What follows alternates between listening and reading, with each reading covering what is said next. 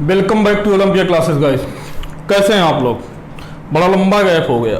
Physics में जो हम लोग पढ़ रहे थे बहुत अधिक गैप हो गया ना। आई होप आप लोगों ने इस समय का बहुत अच्छे से यूटिलाइज किया होगा। ठीक है यार, कुछ कारणवश मैं थोड़ा सा कहीं बाहर चला गया था, ठीक है, तो इस वजह से आपके लेक्चर नहीं पढ़ रहे थे। तो चलिए अब हम शुरू करते हैं आपकी क्लास 12th की फिजिक्स। जहां तक हो गया था उससे आगे शुरू करते हैं। ठीक है, आपने पढ़ लिया था इलेक्ट्रिक पोटेंशियल, आपने कंप्लीट कर लिया था बहुत अच्छे से। उसके हर एक क्वेश्चन आपने बहुत अच्छे से किए थे। ठीक है, वो कॉन्सेप्ट आपको समझ में आ गया होगा। इलेक्ट्रिक पोटेंशियल का कॉन्सेप्ट आपके समझ में आ गया होगा। हमने पोटेंशियल एनर्जी पढ़ा था, पोटेंशियल एनर्जी का भी कॉन्सेप्ट आपके समझ में आ गया होगा। अब हम उस चैप्टर का, दूसरे चैप्टर का आखिरी भाग पढ़ते हैं। आखिरी भाग क्या है, मतलब सेकंड पार्ट, धारिता, वैद्युत धारिता। ठीक है, तो क्या पढ़ना है?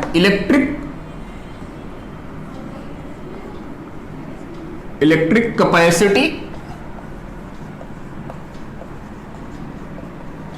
And capacitor.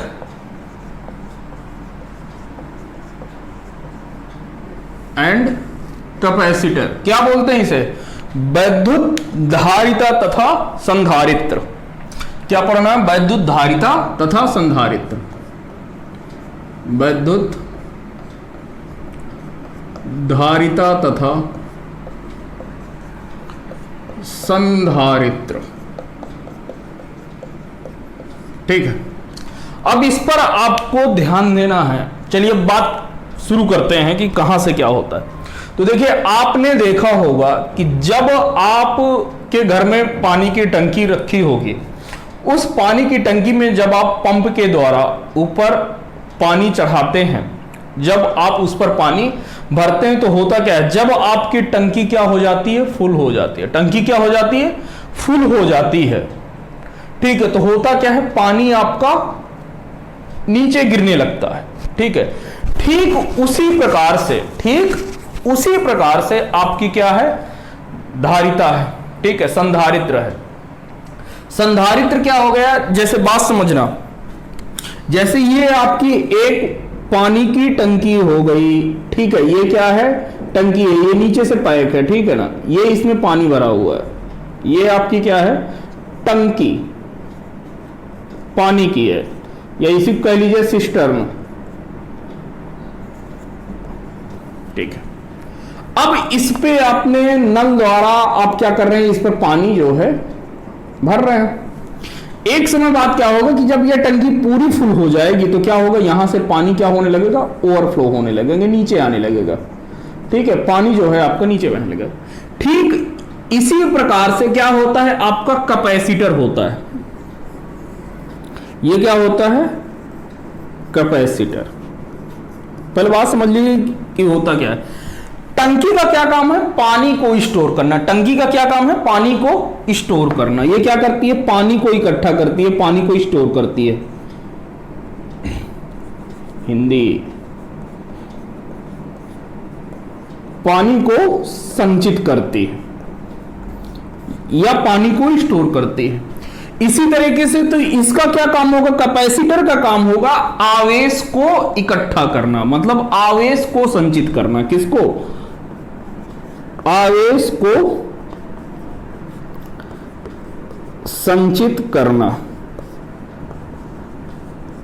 ठीक है, कैपेसिटर का क्या काम है? हम इसको आवेश देते जाएंगे, इसको आवेश क्या होगा? देते जाएंगे, और यह आवेश को क्या करेगा? संचित कर लेगा। एक समय बाद जिस प्रकार यहां पर टंकी जब फुल हो जाती है तो पानी क्या होता है? नीचे बहने लगता है। ठीक उसी प्रकार जब यह अपनी पूरी क्षमता के बराबर आवेश ले लेगा तो इसके बाद यह आवेश को ग्रहण नहीं करेगा। इसके बाद एक निश्चित समय बाद यह आवेश को नहीं लेगा। ठीक है, बात समझ में आ गई? तो जिस प्रकार आपकी टंकी होती है, पानी की टंकी, तो पानी की टंकी का क्या काम है? पानी को इकट्ठा करना, उस पर पानी भरते हैं। तो ठीक उसी प्रकार क्या होता है? कैपेसिटर क्या होता है? कैपेसिटर, कैपेसिटर का क्या काम है? आवेश को संचित करना, आवेश को संचित करना। ठीक है। कैपेसिटी, धारिता का क्या मतलब है? धारिता का मतलब यह है, देखो धारिता, बात समझना, धारिता का मतलब है कि यह कितना आवेश, यह जो कैपेसिटर है, संधारित्र, कैपेसिटर को हिंदी में क्या बोलते हैं? संधारित्र, ध्यान देना थोड़ा। ठीक है। धारिता का मतलब है कि यह कितना आवेश ग्रहण करेगा, मतलब आवेश ग्रहण करने की क्षमता क्या होती? आवेश ग्रहण करने की क्षमता, करने की क्षमता क्या कहलाती है? आपकी धारिता कहलाती है। ठीक है। तो चलिए आपको थोड़ा सा मैं इसकी परिभाषा लिखवा दे रहा हूं, थोड़ा सा समझने के लिए। देखते हैं, हटा दें इसे, ये तो भी समझने के लिए बता रहा था कि क्या सब सारी चीजें। चलिए समझते हैं, अब लिखते हैं। आई होप थोड़ा सा आपको समझ में आया होगा। ठीक है, तो लिखिएगा यहां पर क्या लिखना है?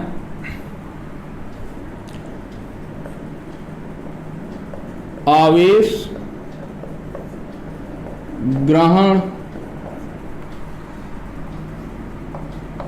करने की क्षमता को धारिता कहते हैं, धारिता कहते हैं। तथा जो उपकरण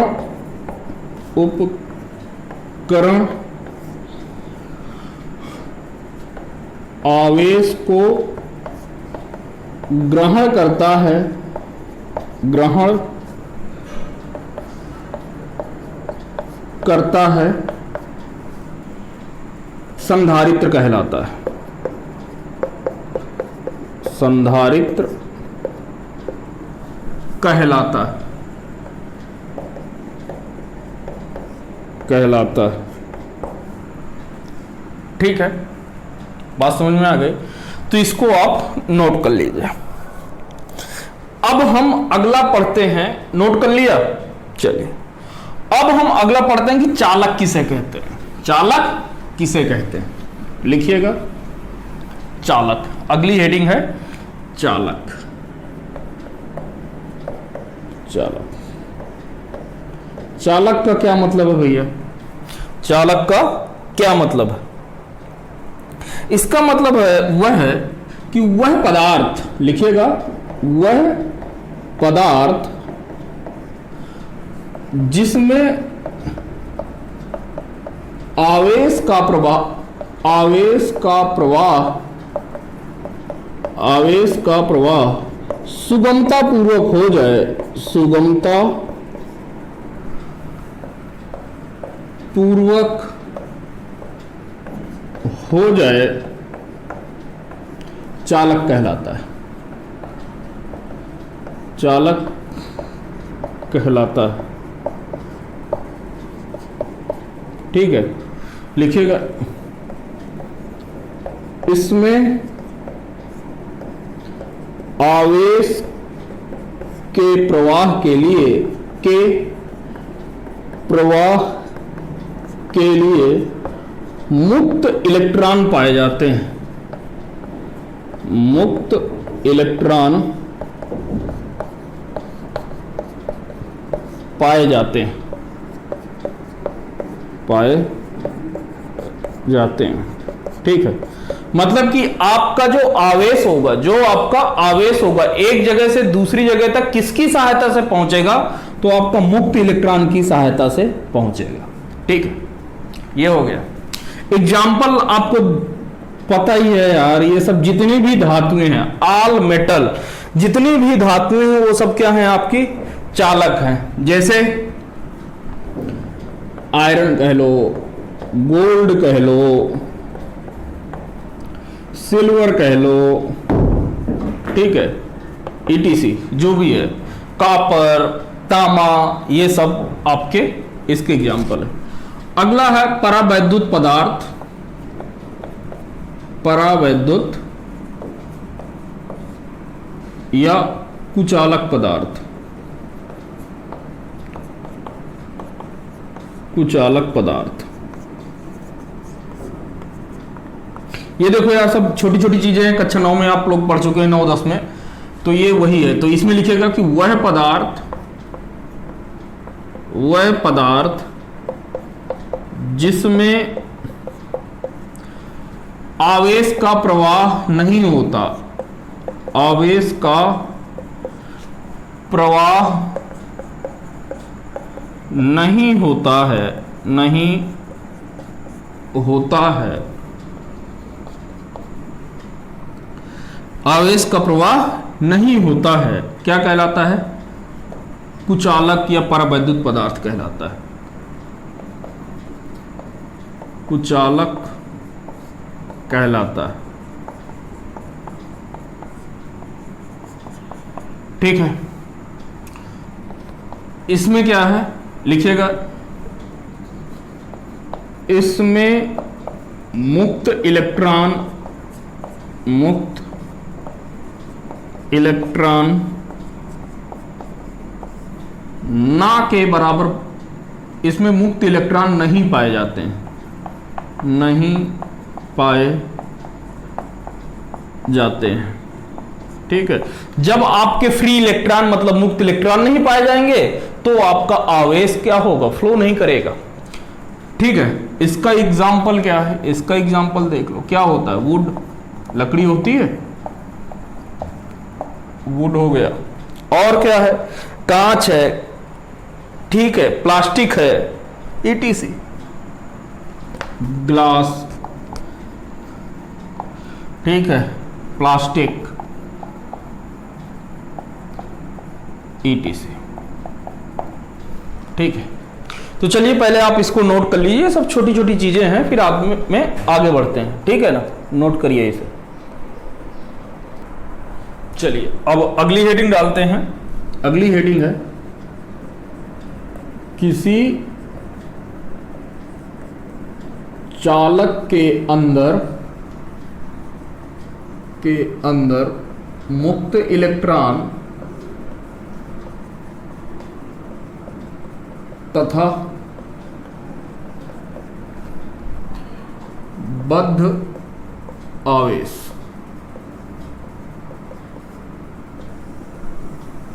ठीक है, चलिए अब देखते हैं कि ये क्या चीज है, ये इसकी कहानी क्या है। तो इसमें लिखिएगा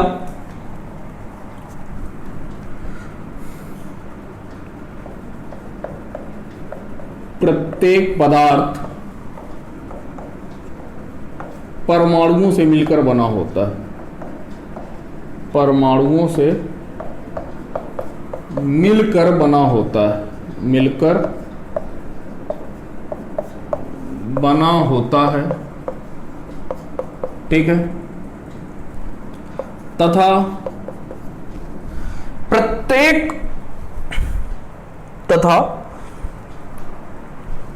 परमाणु का केंद्र, तथा परमाणु का केंद्र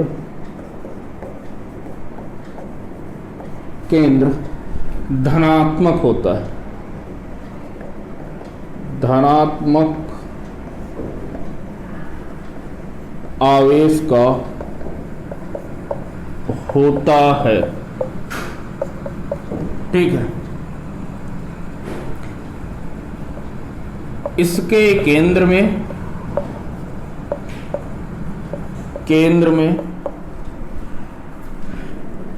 प्रोटॉन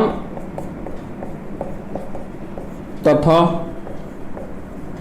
न्यूट्रॉन, प्रोटॉन तथा न्यूट्रॉन पाए जाते हैं। प्रोटॉन आपको कैसा होता है? धनात्मक होता है। तो लिखिएगा प्रोटॉन धनात्मक आवेश होता है, धनात्मक आवेश होता है, तथा न्यूट्रॉन उदासीन होता है, उदासीन होता है। क्लियर हुआ? प्रोटॉन कैसा होता है? धनात्मक होता है। न्यूट्रॉन कैसा होता है? उदासीन होता है। ठीक है।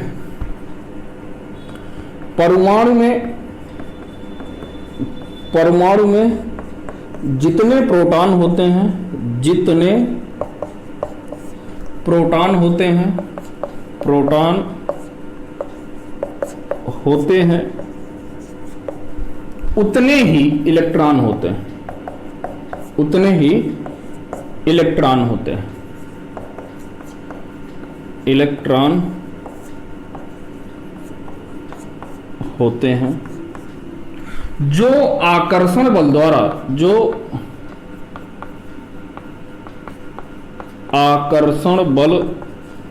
द्वारा केंद्र के चारों ओर चक्कर लगाते हैं, केंद्र के चारों ओर चक्कर लगाते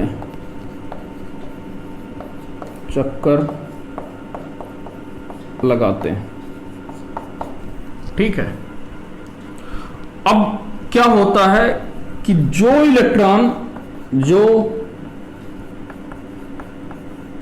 इलेक्ट्रॉन केंद्र से अधिक दूर होता है, केंद्र से अधिक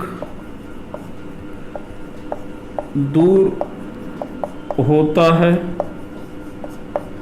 वह इसको छोड़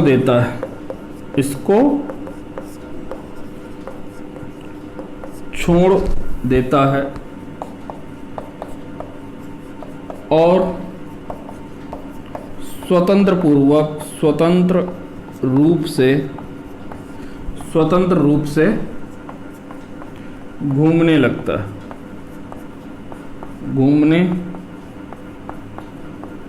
है। इस इलेक्ट्रॉन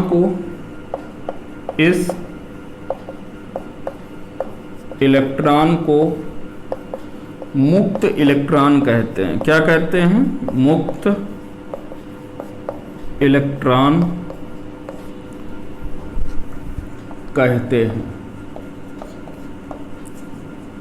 ठीक है। अब यह इलेक्ट्रॉन क्या हो गया? निकल गया। तो अब उस पर क्या आ जाएगा? धनात्मक आवेश आ जाएगा। ठीक है, तो लिखिएगा अब इस परमाणु पर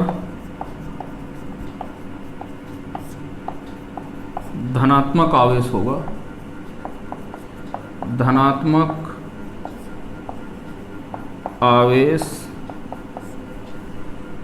होगा, और बाकी के इलेक्ट्रॉन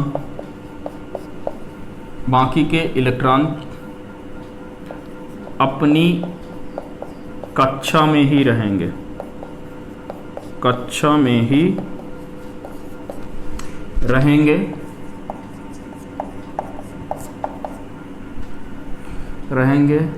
वे इसको छोड़कर नहीं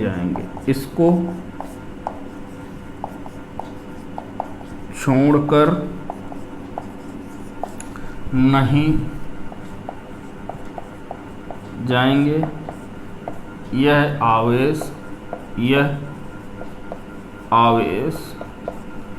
बद्ध आवेश कहलाते हैं। क्या कहलाते हैं? बद्ध आवेश कहलाते हैं।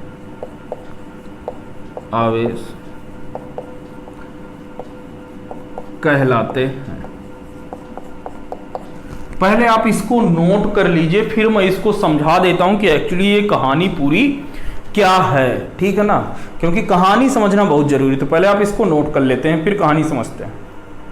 देखिए, अब समझिए होता क्या है कि यह क्या है, आपका न्यूक्लियस है। मतलब क्या है, हिंदी में क्या कहते हैं? केंद्रक। यह आपका क्या है? न्यूक्लियस है। ठीक है, यह क्या है? केंद्र है। केंद्र पर आपके प्रोटॉन होते हैं। प्रोटॉन कैसा होता है? पॉजिटिव चार्ज होता है। और क्या होता है? न्यूट्रॉन होता है। तो न्यूट्रॉन तो उदासीन होता है, मतलब प्रोटॉन पर पॉजिटिव चार्ज, न्यूट्रॉन पर कोई आवेश नहीं होता है। ठीक है। अब क्या होता है कि इसके चारों ओर क्या होते हैं, इलेक्ट्रॉन होते हैं। एक मिनट, बात समझना है आपको इत्मीनान के साथ कि ये आपका क्या रहा, आपका एक न्यूक्लियस रहा। न्यूक्लियस मतलब केंद्रक। न्यूक्लियस में आपका क्या होता है, प्रोटॉन प्लस का न्यूट्रॉन होता है। प्रोटॉन आपका क्या होता है, धनात्मक आवेश होता है, और न्यूट्रॉन कैसा होता है, ऋणात्मक आवेश। अब यह प्रोटॉन कैसा है, धनात्मक आवेश है, और जो परमाणु होता है, परमाणु में क्या होता है आपका, ये तीन चीज होती है। कौन कौन सी, प्रोटॉन प्लस का न्यूट्रॉन प्लस का इलेक्ट्रॉन, ठीक है। और यहां पर क्या होता है, P बराबर E होता है, मतलब जितने प्रोटॉन उतने ही इलेक्ट्रॉन, ठीक है। पहले बात समझिए। तो अब क्या होगा कि जो इलेक्ट्रॉन होते हैं वो न्यूक्लियस के चारों ओर, केंद्रक के चारों ओर चक्कर लगाते हैं। तो ये रहा इलेक्ट्रॉन, ये रहा इलेक्ट्रॉन, ये रहा इलेक्ट्रॉन, ये रहा इलेक्ट्रॉन। और इलेक्ट्रॉन एक कक्षा में घूमते हैं, ऐसा नहीं है कि सब अलग अलग घूमेंगे। कैसे घूमेंगे, एक कक्षा में घूमेंगे। फिर ये इससे और दूर होगा तो कुछ इस पर इलेक्ट्रॉन होंगे। जैसे मान के चलो कि यहां पर ये इलेक्ट्रॉन है, यहां पर एक ये इलेक्ट्रॉन है, ठीक है।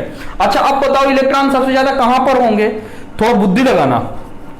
प्रोटॉन कैसा होता है, धनात्मक आवेश। कैसा होता है प्रोटॉन, धनात्मक आवेश। इलेक्ट्रॉन कैसा होता है, ऋणात्मक आवेश। कैसा होता है, ऋणात्मक आवेश। तो प्रोटॉन और इलेक्ट्रॉन एक दूसरे को क्या कर सकते हैं, आकर्षित करेंगे। क्या करेंगे, आकर्षित करेंगे। तो ये आकर्षण के कारण क्या होगा, ये सबसे ज्यादा इलेक्ट्रॉन कहां पर होंगे, न्यूक्लियस के पहली कक्षा में, मतलब पास पास होंगे, ठीक है। हम दूर दूर जाते जाएंगे तो अट्रैक्शन बल, आकर्षण बल क्या होता जाएगा, कमता जाएगा, कम होता जाएगा। तो इलेक्ट्रॉन भी क्या करेंगे, कम होते जाएंगे। अब यहां पर जो भी इलेक्ट्रॉन है वो क्या होगा, यहां से देखो न्यूक्लियस से दूरी आपकी क्या होती जा रही है, बढ़ती जा रही है। ये वाली दूरी, ये आपकी मान के चलो कि ये R1 है, ये वाली दूरी R2 है। कौन ज्यादा है, R1 ज्यादा है कि R2 ज्यादा है, कौन ज्यादा है, R2 ज्यादा है ना। अब फोर्स बराबर कितना होता है, K Q1 Q2 upon R², यही होता है ना। तो यहां पर एक आपका प्रोटॉन है और एक क्या है, इलेक्ट्रॉन है। तो कैसा बल लगाएंगे, आकर्षण बल लगाएंगे। R की दूरी बढ़ती जाएगी, R की दूरी क्या होती जाएगी, बढ़ती जाएगी। तो ये बल क्या होता जाएगा, जैसे जैसे हम R बढ़ाएंगे तो आपका फोर्स क्या होगा, घटेगा। फोर्स क्या होगा, घटेगा, मतलब कि आकर्षण बल कम होगा। तो यह इन इलेक्ट्रॉनों से इसका साथ जो है, ये कहेंगे कि अब हम स्वतंत्र घूमेंगे, ये इससे छूटकर कहीं चले जाएंगे। तो ये इलेक्ट्रॉन जो अपनी कक्षा को छोड़ देते हैं, क्यों छोड़े हैं, क्योंकि इनके बीच में आकर्षण बल कम लगने लगा है। तो यह क्या हो गया, स्वतंत्रता पूर्वक घूमने लगे। तो इन इलेक्ट्रॉनों को क्या कहा गया, मुक्त इलेक्ट्रॉन। मुक्त इलेक्ट्रॉन यानी कि क्या कहा गया, फ्री इलेक्ट्रॉन। क्या कहा गया, फ्री इलेक्ट्रॉन। बात समझ में आई, बुद्धि खुली। चलो अब देखो मुक्त इलेक्ट्रॉन निकल गए। तो अब इस परमाणु पर कैसा चार्ज है भाई, जब किसी अणु से, किसी परमाणु से क्या होते हैं, इलेक्ट्रॉन हम निकाल लेते हैं, तो उस पर कैसा आता है, धनात्मक आवेश आता है। कैसा आता है, धनात्मक आवेश। तो अब भाई देखो, जितने प्रोटॉन थे उतने न्यूट्रॉन थे, जितने प्रोटॉन थे उतने ही इलेक्ट्रॉन थे पहले। तो अब प्रोटॉन और ये क्या सा था, इलेक्ट्रिकली न्यूट्रल था, मतलब इस पर कुल टोटल आवेश कितना था, 0, क्योंकि जितना पॉजिटिव था उतना ही क्या था, निगेटिव था। अब क्या हो गया, इलेक्ट्रॉन आपका कम हो गया। इलेक्ट्रॉन क्या हो गया, कम हो गया ना, निकल गए, इलेक्ट्रॉन निकल गए। तो अब क्या हो गया, अब धनात्मक आवेश तो बच गए, लेकिन अब ये धनात्मक आवेश न्यूक्लियस छोड़कर नहीं जा सकते हैं। अब ये जो धनात्मक आवेश है वो न्यूक्लियस को छोड़कर नहीं जा सकते हैं। तो यह धनात्मक आवेश क्या कहलाए, धनात्मक आवेश। कौन से, बचे हुए धनात्मक आवेश। बचे हुए धनात्मक आवेश क्या होते हैं, बद्ध इलेक्ट्रॉन, बद्ध आवेश होते हैं। बात समझ में आई। तो ये है, यदि आप फिगर बनाना चाहो तो बना लेना थोड़ा सा, ताकि आपको समझ में आएगा कि ये सब सारी चीजें कैसे हो रही हैं, ठीक है। इसको पहले नोट कर लीजिए, फिर देखते हैं।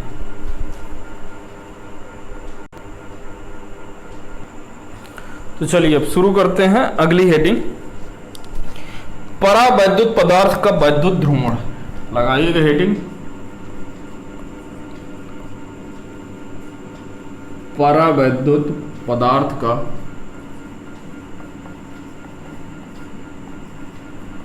वैद्युत ध्रुवण, वैद्युत ध्रुवण, परावैद्युत पदार्थ का वैद्युत ध्रुवण। क्या होता है कि प्रत्येक पदार्थ जो होता है, प्रत्येक परावैद्युत पदार्थ किसका बना होता है, कैसे बनता है, अणुओं से मिलकर बना होता है। तो लिखिएगा प्रत्येक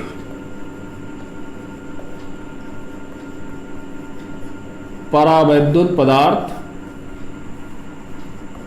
अणुओं से मिलकर बना होता है। किससे? अणुओं से मिलकर बना होता है, बना होता है। ठीक है। और प्रत्येक अणु कैसा बना होता है? प्रत्येक अणु आपका धनायन तथा ऋणायन से मिलकर बना होता है, धनायन तथा ऋणायन से मिलकर बना होता है। अब यह जो अणु कैसे हो जाएंगे, क्योंकि कैसे बना है, धनायन तथा ऋणायन से, तो ये क्या बना लेंगे, एक द्विध्रुव बना लेंगे। लिखिएगा तथा अणु तथा प्रत्येक अणु द्विध्रुव बनाते हैं, द्विध्रुव बनाते हैं। अब ये द्विध्रुव बना रहे हैं तो होगा क्या ये कि अब देखो पदार्थ परावैद्युत पदार्थ है, अब उसको बिना कोई भी अभी इलेक्ट्रिक फील्ड नहीं है, कोई भी इलेक्ट्रिक फील्ड नहीं है, वैद्युत क्षेत्र नहीं है, ऐसे ही रखा है। तो हर एक दिशा में डाइपोल होते हैं और वह एक दूसरे को क्या कर देते हैं, निग्लेक्ट कर देते हैं, कैंसिल आउट हो जाते हैं। तो वहां पर आपका वैद्युत क्षेत्र क्या हो जाता है, परिणामी वैद्युत क्षेत्र शून्य रहता है। तो लिखिएगा यह द्विध्रुव हर एक दिशा में या प्रत्येक दिशा में विन्यासित होते हैं, विन्यासित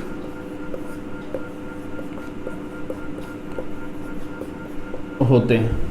अब प्रत्येक दिशा में क्या होते हैं, विन्यासित होते हैं, मतलब हर एक दिशा में है, तो हर एक दिशा में है, अब वो भी बराबर ही होंगे, तो होगा क्या ये कि नेट वैद्युत क्षेत्र क्या होता है, शून्य होता है। तो लिखिएगा अतः परिणामी बल शून्य होता है, अतः परिणामी वैद्युत क्षेत्र शून्य होता है, परिणामी वैद्युत क्षेत्र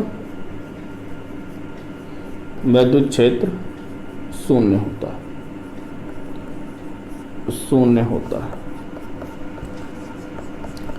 अब यह तो हो गया, शून्य तो हो गया, लेकिन अब क्या करते हैं कि यदि इसी परावैद्युत पदार्थ को कहां पर रख दें, बाह्य वैद्युत क्षेत्र में रख दें। लिखिएगा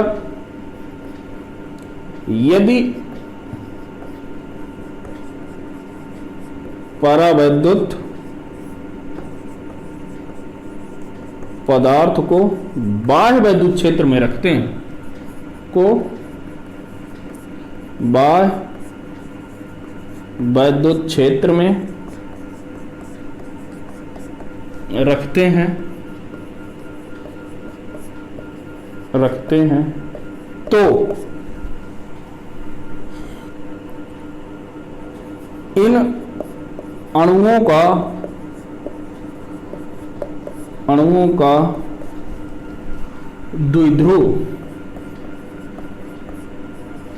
द्विध्रुव एक ही दिशा में हो जाएंगे, इन का द्विध्रुव वैद्युत क्षेत्र की दिशा में हो जाएगा, वैद्युत क्षेत्र की दिशा में हो जाएंगे।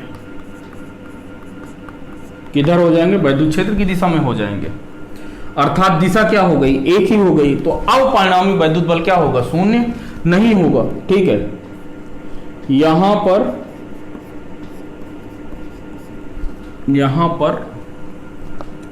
ऋणात्मक आवेश उच्च विभव की ओर, उच्च विभव की ओर तथा धनात्मक आवेश निम्न विभव की ओर हो जाएंगे, निम्न विभव की ओर हो जाएंगे। ठीक है, अब क्या होगा कि जब ऋणात्मक आवेश कहाँ हो गए, उच्च विभव की ओर, धनात्मक आवेश कहाँ हो गए, निम्न विभव की ओर, तो एक तरीके से हर एक पदार्थ को क्या हो गया, हमने धनात्मक आवेश एक तरफ हो गया और ऋणात्मक आवेश एक तरफ, यही तो है। अर्थात धनात्मक आवेश एक तरफ तथा ऋणात्मक आवेश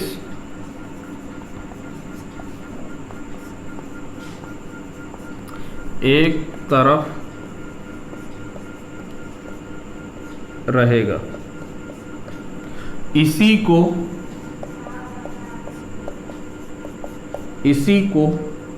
परावैद्युत पदार्थ का परावैद्युत पदार्थ का वैद्युत ध्रुवण बोलते हैं, वैद्युत ध्रुवण कहते हैं। ठीक है, वैद्युत ध्रुवण को क्या बोलते हैं, पोलराइजेशन। क्या बोलते हैं, पोलराइजेशन। पोलराइजेशन का मतलब ही यह है कि एक तरफ क्या हो जाएगा, धनात्मक आवेश, और एक तरफ क्या हो जाएगा, ऋणात्मक आवेश। जैसे मान के चलिए कि ये आपकी एक इलेक्ट्रिक फील्ड है, ठीक है, बाह्य इलेक्ट्रिक फील्ड है, ठीक है। इस पे मैंने क्या किया कि परावैद्युत पदार्थ को रखा। तो परावैद्युत पदार्थ किससे मिलकर बना होता है,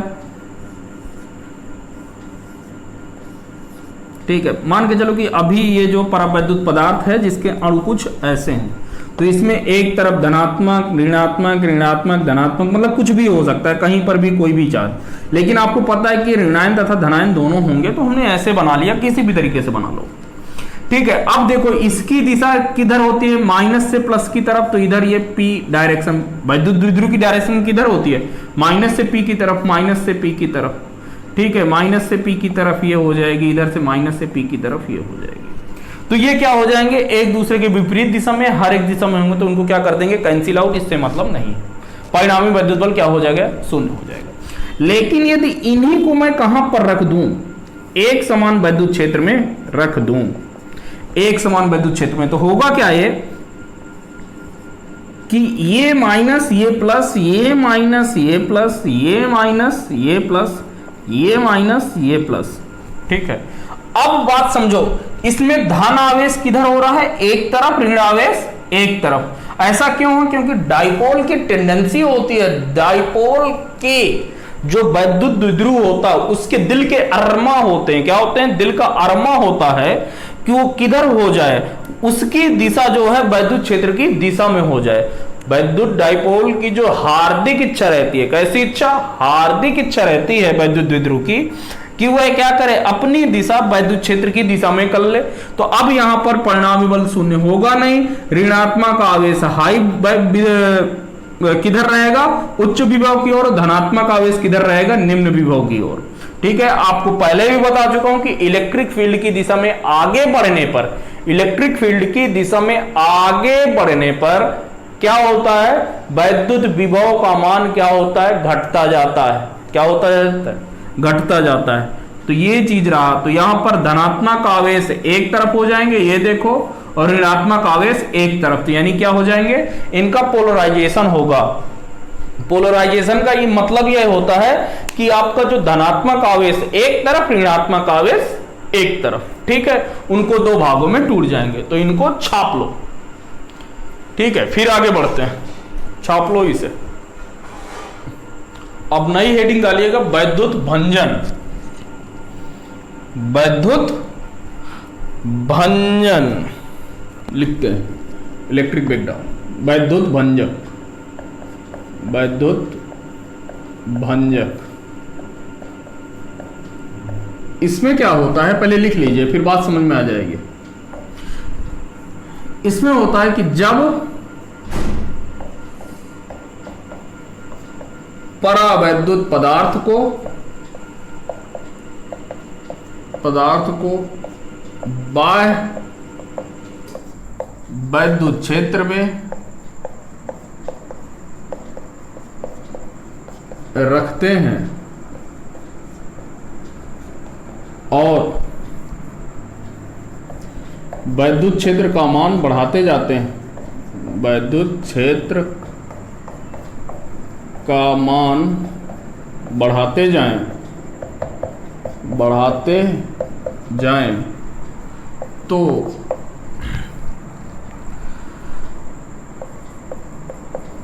परावैद्युत पदार्थ के अणु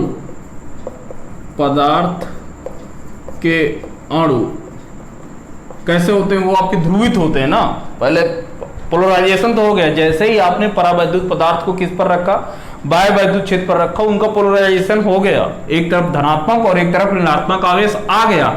अब उसके बाद आप क्या कर रहे हैं, वैद्युत क्षेत्र की तीव्रता और बढ़ा रहे हैं। जब बढ़ा रहे हैं तो क्या होगा, तो परावैद्युत पदार्थ के अणु ध्रुवित हो जाते हैं, ध्रुवित हो जाते हैं और धनात्मक ध्रुव तथा ऋणात्मक ध्रुव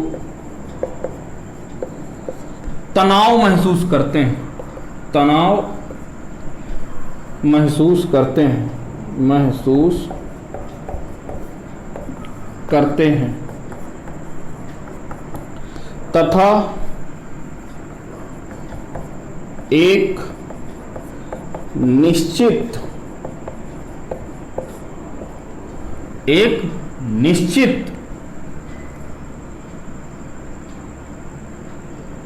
इलेक्ट्रिक फील्ड के मान पर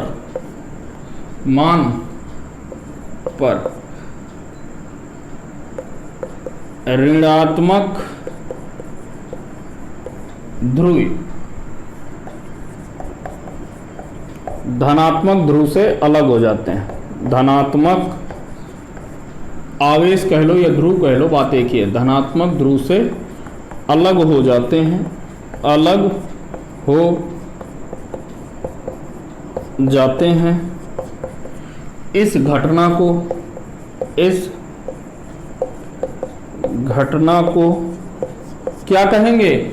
इस घटना को वैद्युत भंजक कहते हैं, को वैद्युत भंजक कहते हैं। बात समझ में आ गई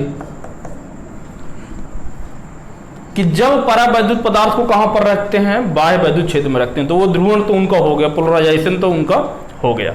अब होता क्या है कि हम वैद्युत क्षेत्र की दिशा, वैद्युत क्षेत्र की जो तीव्रता है वो क्या कर रहे हैं, बढ़ाते जा रहे हैं मेरे भाई।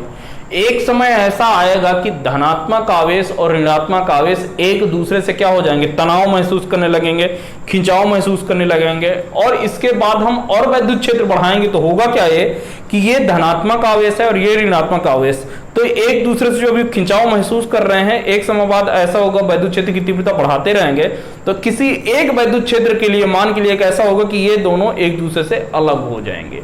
इसी क्रिया को क्या कहते हैं, वैद्युत भंजक कहते हैं।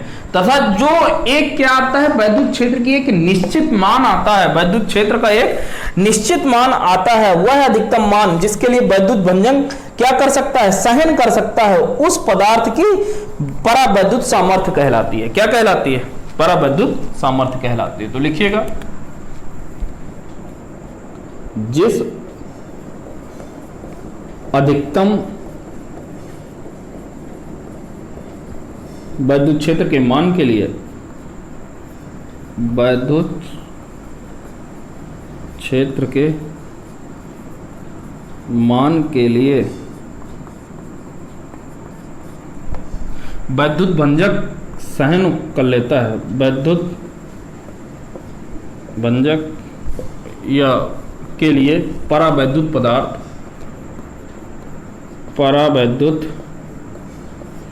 पदार्थ वैद्युत भंजक नहीं होता, वैद्युत भंजक ना हो, परावैद्युत सामर्थ्य कहलाती है।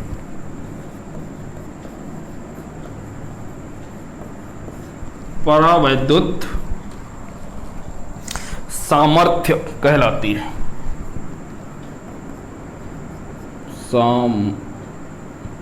सामर्थ्य कैसे लिखेंगे? सामर्थ्य, ठीक है, जैसा भी हो, सामर्थ्य कहलाती है। ठीक है। और क्या होता है? आपको विभवांतर भंजक भी क्या होता है, एक भंजक विभवांतर होना था। तो लिखिएगा वह अधिकतम, लिखिएगा वह अधिकतम विभव या वैद्युत विभव, वह अधिकतम वैद्युत विभव जिसके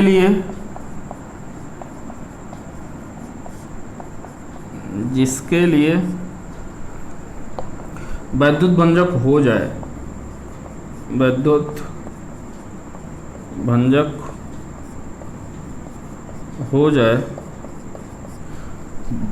भंजक विभवांतर कहलाता है, भंजक विभवांतर कहलाता है, विभवांतर कहलाता है। तो देखिए आज के लेक्चर में आपको ज़्यादा समझने वाली चीज़ें नहीं थी, इसमें सिर्फ आपको क्या करना था, केवल थ्योरी थोड़ा सा समझना था कि क्या कैसे पोलराइजेशन कैसे हो रहा है, उनका ध्रुवण कैसे हो रहा है, कैसे एक दूसरे से ब्रेक हो रहे हैं। ये चीज़ें मैंने इस वजह से बता दी हैं क्योंकि आगे इनका बारी बारी हर एक क्रम में इनका प्रयोग होता रहेगा, तो उस जगह पर आप कहीं ब्लैंक ना बैठे रहें, आपको पता ना चले कि ये कैसे कर रहे हैं। इसके लिए मैंने ये सब सारी चीज़ें आज के लेक्चर में आपको बता दी। ठीक है, कल के लेक्चर में हम लोग पढ़ेंगे कि आपका जो कैपेसिटर होता है, जो धारिता होती है, जो आपके संधारित्र होते हैं, ये कितने टाइप के होते हैं। ठीक है, इनके बारे में हम लोग आगे बात करेंगे। तो यदि अभी तक आपने इस चैनल को सब्सक्राइब नहीं किया है ओलंपिया क्लासेस को, तो चैनल को सब्सक्राइब कर लें। और मेरी आपसे फिर से विनम्र निवेदन है कि यदि आप पहली बार यह लेक्चर देख रहे हैं तो कृपया करके इस लेक्चर को बंद करिए और जाकर प्लेलिस्ट पर जाकर के चैप्टर नंबर 1 से देखना शुरू कीजिए, क्योंकि यदि आपने चैप्टर नंबर 1 नहीं पढ़ा है, चैप्टर नंबर 2 में अभी जितना मैं पढ़ा चुका हूं उतना नहीं पढ़ा है, तो आगे समझ में नहीं आएगा। आज की चीजें तो समझ में आ जाएंगी लेकिन कल की चीजें समझ में नहीं आएंगी, तो इसके लिए आपको पिछली चीजें आना बहुत जरूरी है। ठीक है, तो इस वजह से ये जो आपकी पहली बुक है ना, ये आपकी एक दूसरे से इंटरलिंक्ड है, एक दूसरे से बिल्कुल पैरेलल पे है, यदि मतलब एज ए चैन सिस्टम है। चैन सिस्टम का मतलब कि यदि आपने एक भी दिन मिस किया, एक भी लेक्चर मिस किया, तो आपका दूसरा लेक्चर, जो अगला लेक्चर है, वो समझ में नहीं आएगा। तो इससे बचने के लिए आपको कंटिन्यूटी मेंटेन होना चाहिए। ठीक है ना, आप कंटिन्यू रहिए, पढ़ते रहिए, और कुछ भी हो जाए आपकी क्लासें ऑनलाइन इसी तरह चलेंगी। ठीक है, आपका विद्यालय खुले ना खुले, कोचिंग खुले ना खुले, यदि आपकी कोचिंग खुल गई तो मैं ऑफलाइन आपको पढ़ाने लगूंगा। जब तक नहीं खुल रही हैं तब तक आपकी ऑनलाइन क्लासें निःशुल्क ऐसे ही चलती रहेंगी। आपको कोई पढ़ाए ना पढ़ाए, कोई पैसा ले रहा है नहीं ले रहा, वो मेरे से मतलब नहीं है। मेरे से मतलब तब रहेगा जब आप ऑफलाइन मेरे यहाँ आएंगे, तब रहेगा। ठीक है, तो चलिए मिलते हैं आपसे अगले लेक्चर में। Thank you very much.